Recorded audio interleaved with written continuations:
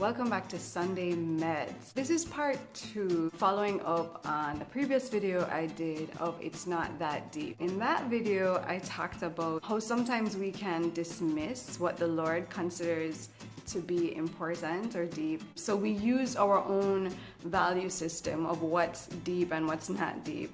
But we really need to pay attention to what the Lord is saying is deep. What is important? What does He want? And on the flip side of dismissing things, we can also overemphasize or enlarge things that the Lord isn't really caught up with, but we make a big deal out of it. And this is where a lot of religion comes from instead of relationship. For example, God says He doesn't look at the outward appearance, like He judges the heart.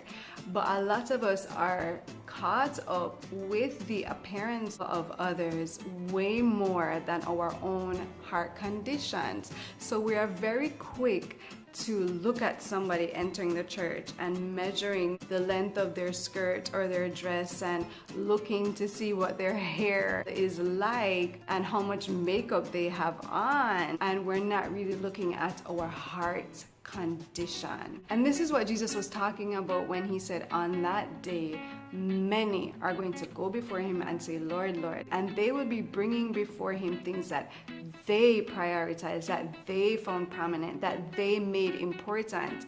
And the Lord is going to look at that and say, but I don't know you. See, I emphasize relationship with you. I emphasize heart condition, but you put all of these other things as priority, and I never said that. So you created a religion out of your own beliefs, out of your own opinions, and you weren't really seeking relationship with me. Especially for me, growing up in church, I have fallen into this trap of being religious, of emphasizing certain things like Bible knowledge and Bible trivia and being able to know all the books of the Bible in that order, because somehow that's going to prove that I know the Bible. But it can't just stay at this surface level of knowledge of the facts that we know of how large our Bible is and have we attended every single church service for the entire year. Let us not become religious. Let us not call things deep that God